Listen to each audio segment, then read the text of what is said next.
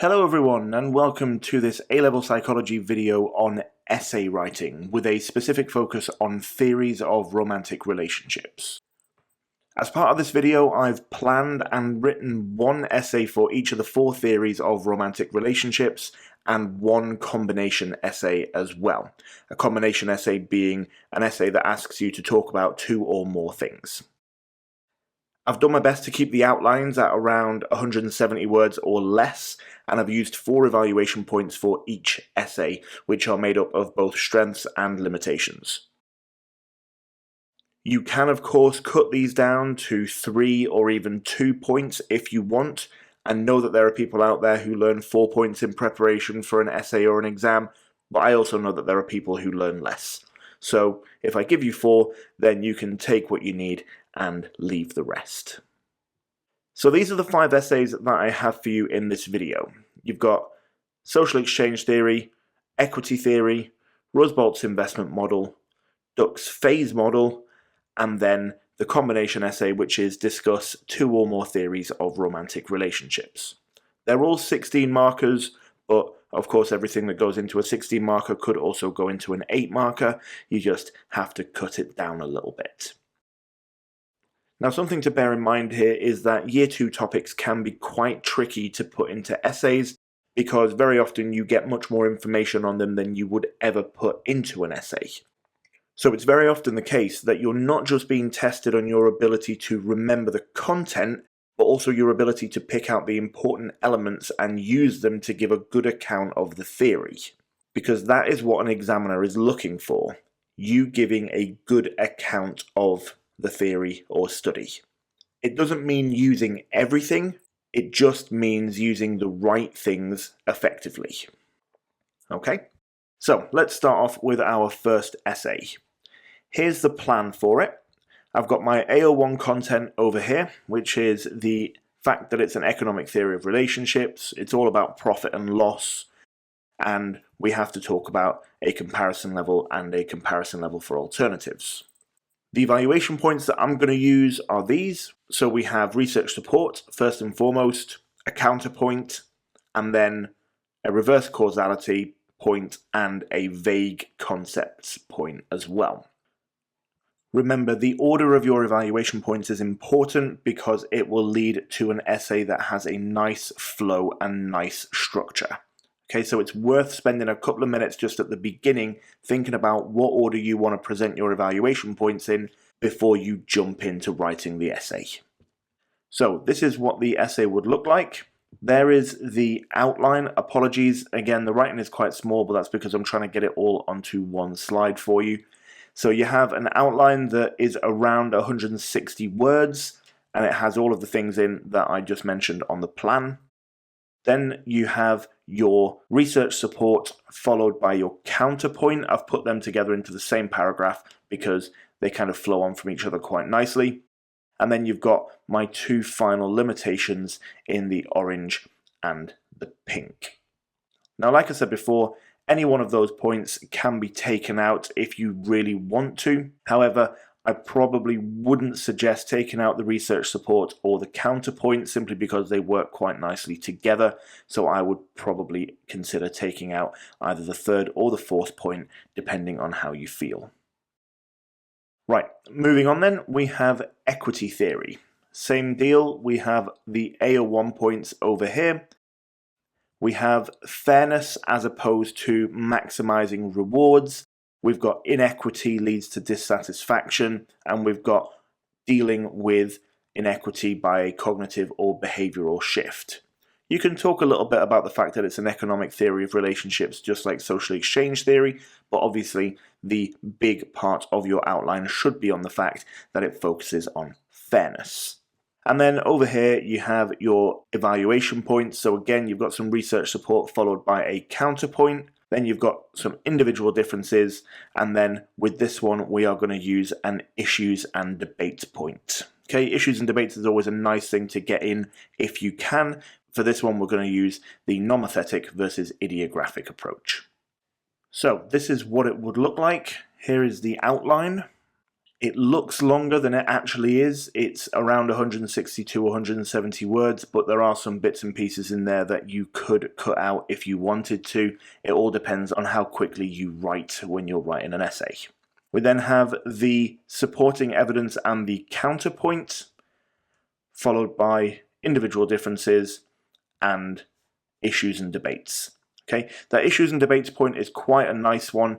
If you like your issues and debates and if you like getting those into essays, then that is one that I would definitely consider leaving in. If I had to get rid of one evaluation point from this essay, it would be the individual differences one. So that is equity theory. Now we move on to Rusbult's investment model. We are going to be talking about the fact that commitment is important as opposed to rewards and costs. We're going to be talking about satisfaction, comparison with alternatives, and investment, but we are going to be putting the majority of our focus on investment because investment is the overriding factor in this particular theory. We're also going to talk about the fact that investment can be intrinsic and extrinsic, and we're going to give a brief mention to the fact that they can also be tangible and intangible, but we're not going to spend too much time on that bit because at that point the outline is going to get a little bit long. Again, in terms of our evaluation points, we're going to make sure that they make sense in terms of what order they're being presented in. So again, we're going to start with research support. We're then going to follow that up with a counterpoint about correlation and causation. We're then going to move back to another strength that talks about why the investment model can explain people staying in relationships that could potentially be seen as having low levels of satisfaction but high quality of alternatives. And then we are going to look at the fact that it is also fairly simplistic in its use of concepts as well. So for that one, we are jumping backwards and forwards a little bit between strengths and limitations, but it still makes sense to do it that way. The structure doesn't really take a hit. It's just a different way of writing them. So here is the outline, followed by your first two evaluation points, and then you've got your strength in orange there, followed up by the simplistic one-dimensional way of looking at investments at the bottom. And then coming towards the last single essay now, you've got Duck's phase model. So this one is now about the breakdown of relationships. So we're talking about the fact that it happens across numerous stages. We talk about each of the individual stages: intrapsychic, dyadic, social, and grave dressing. But we're going to leave it there. Okay, we have to make sure that we mention all of the stages, and we have to make sure that we give an account of all of the stages, but that is what your outline is going to be made up of. And then your AO3 is going to be as follows. You've got 3 limitations to start with. Don't get thrown off by the fact that the one in green is now a limitation. Green doesn't mean strength, green just means it's the first evaluation point in the essay. So we're going to start off with 3 limitations: methodological issues, too simplistic, and culture bias. Again, getting a little bit of issues and debates there. And then we are going to finish it off with some real world application in relationship counseling. So for this one, this is what it looks like. Now, as you will have noticed from the plan, I've structured it slightly differently in terms of the evaluation section because I've put all of my limitations first, but then I've ended on a strength. It's not for any particular reason other than structurally it felt quite nice to do it like that because there are so many limitations to this theory, but despite all of those limitations, it still has great real-world application, which definitely needs to be mentioned and definitely feels like a nice high to end on. Okay, you don't have to do it in this way. You could quite easily put your strength first, but it just felt nice to do it this way for me. And then as a final essay, a little bit of a combination essay, which are quite popular in paper 3, discuss 2 or more theories of romantic relationships for 16 marks. Now, of course, what this means is that you're effectively writing 2 8-mark essays. So not only do you need to give a good account of the theory in an 8-mark essay, you also need to do it in half the amount of words. Okay, so this is now an exercise in condensing the theory whilst not losing anything that's important. It also makes sense to think very, very carefully about which two topics you're going to talk about, because some of them fit quite nicely together, whereas others don't. So the two that I am talking about is going to be social exchange theory and then also equity theory.